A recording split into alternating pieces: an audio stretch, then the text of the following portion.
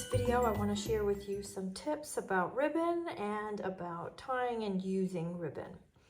So first of all, before we get started, I would like to encourage each of you to have a pair of scissors. Doesn't have to be a long pair of sewing scissors, but just a pair of scissors that is dedicated to cutting ribbon as opposed to cutting paper or adhesives, which make your scissors dull and sticky. Then when you're tying ribbon or using ribbon, just some things to keep in mind. The wider your ribbon, the more ribbon it will take to tie a bow or a knot. So this wide ribbon as opposed to this very thin ribbon.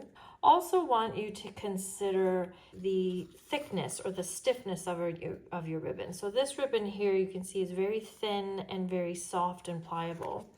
Whereas this ribbon has quite a few threads in it. It's very thick, it's a little more stiff.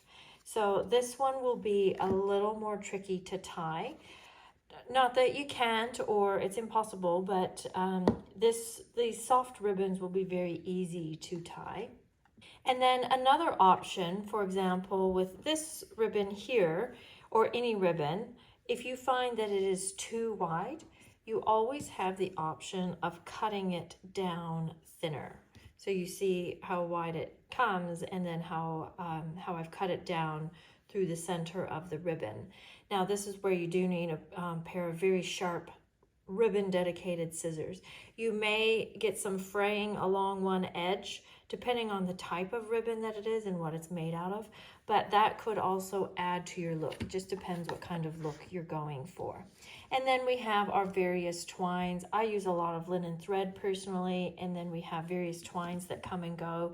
These are the easiest to tie because they're like tying a shoelace.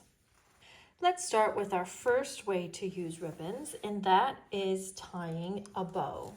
Now I've brought my pecan pie ribbon out and my pool party, and I think that that's too much pool party. So I'm going to use my pecan pie ribbon. And when I tie bows, I like to do it like this. I like to cut a piece of ribbon that is just a bit longer than the length or the width of the piece that I'm working on, and then turn it over and adhere it on the back. Now, another tip is don't use glue with your ribbon. I have never seen it work well. Just don't use anything liquid with your ribbon. So you want to use glue dots or tape or your tape runner, something like that. Now then I'm going to take a piece of ribbon. I kind of have an idea of how long it needs to be. About like that. But again, it depends how thin or wide your ribbon is to how much ribbon you need. And then I like to slip it underneath my ribbon, that existing ribbon, and tie a knot. Now, it also should be said, I almost never put adhesive underneath this flat piece. I only put adhesive on the back so that I can do this, slip my ribbon underneath. One of the main things about tying a bow nicely is to get that knot correct in the first place. So if your ties at this point are going left and right, then your bow most likely is going to go left and right. If you've just pulled it and they're kind of sitting, weirdly like this, that's probably the way your bow is going to end up. So you want to get it nice and tight with the tails going the direction you want your bow to go. And then you would just tie your ribbon the way you've been taught. I was always taught to make 2 bunny ears and just knot them together again.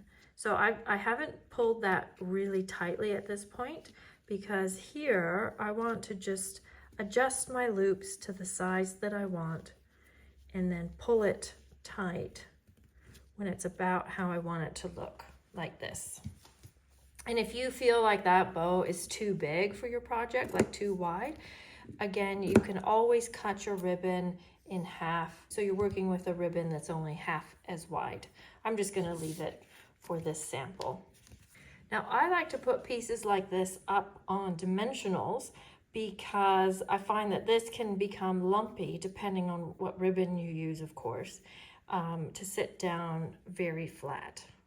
And that is one easy way to tie a bow. Another way to use your ribbons and twine is to create a double bow. So for this one, I'm going to use linen thread, but this works just as well with ribbon, particularly thin ribbons. And what I'm going to do is hold the tail of my linen thread between my thumb and my finger, and I'm just going to make 2 loops. Now you can make 3 loops or 5 loops, and you can make them different sizes. You can play around with it, but you just have these loops. And then you're going to fold those loops in half and keep hold of then the center of that figure 8, and then you'll need to cut off another little bit of your string or your ribbon. And this is actually the trickiest part, is you just want to knot that up, tie that all together there in the middle.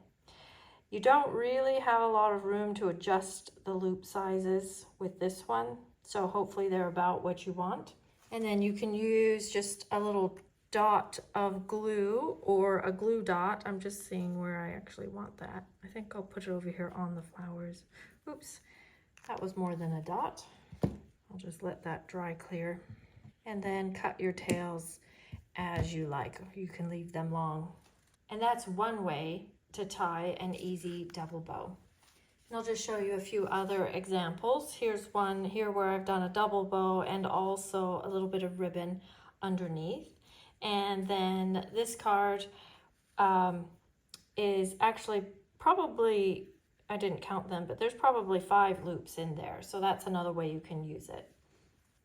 The next tip I want to show you is how you can use your ribbon to tie knots instead of a bow. Perhaps bows aren't your thing, or it's too big for your project. So what you want to do with this one is cut a piece of ribbon that's longer than your piece. And again, it depends how wide your ribbon is, how much you'll need. You just kind of get an eye for it. And then what I'm going to have you do is actually tie a knot in the ribbon. So I'll have you put this is assuming you're right-handed. If it's left-handed, maybe learn this way or just switch all the instructions around. But I have the right piece of ribbon over the left piece of ribbon. And then I just tie a knot and I pull it quite far down so that you have a comfortable amount to work with. And then I do the opposite. I do left over right, and then I take this right piece, but which is now in my left hand, and bring that through that loop there where my finger is. So bring that through the loop. And now when you pull it tight, I recommend that you pull it tight from the bottom up. Otherwise you'll end up with these long tails that you'll end up cutting off anyway. So we want to avoid just being really wasteful with our ribbon. There is some amount of waste that's inevitable. But the other tip is don't let go of these tails. If you let go and pull it tight, they'll just go every which way. But if you hold on to them as you pull tight, you kind of train them to sit left and right. So they'll sit nice and horizontal. And then you just trim them the way you want. Sometimes it takes a few times to get them relatively even. So now you've got this loop with a knot on the end. And I would recommend cutting it at about like 3 or 4 o'clock, so it's not right in the middle. There might be times where you do want your bow right in the middle, but most of the time, I like it right here over the flowers. Then you just wrap the other pieces around. Now this piece that I'm working with is fairly small, but if you had like the whole width of a card, and if you were a little more exact in how long the pieces were, then in theory, you shouldn't have too much waste.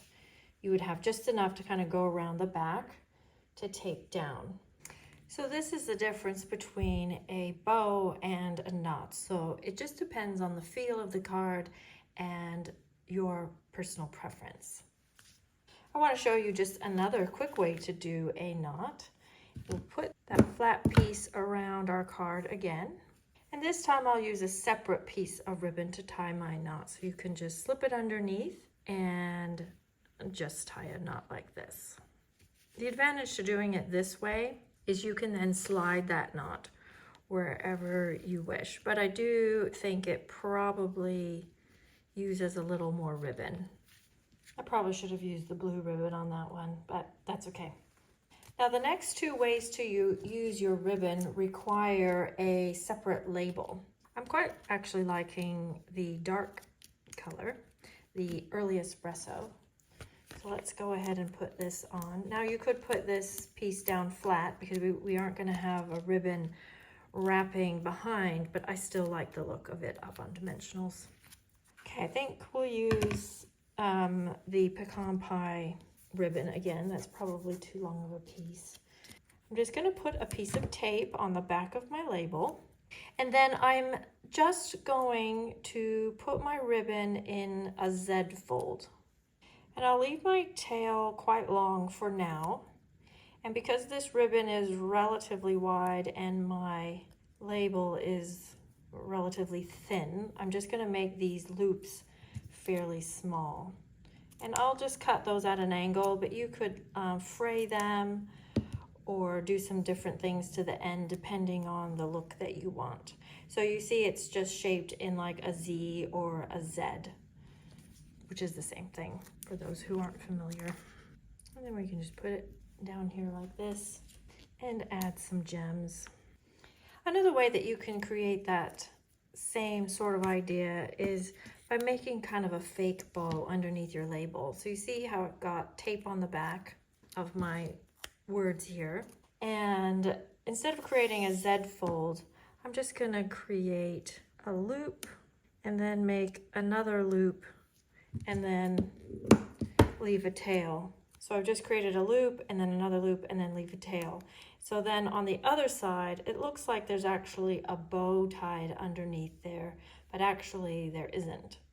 I've used that technique on this card here and also on this one here. This is a great way to have a bow effect for people who don't like to tie bows or don't feel confident at it, but it also doesn't have then the knot underneath the label, so it's nice and flat.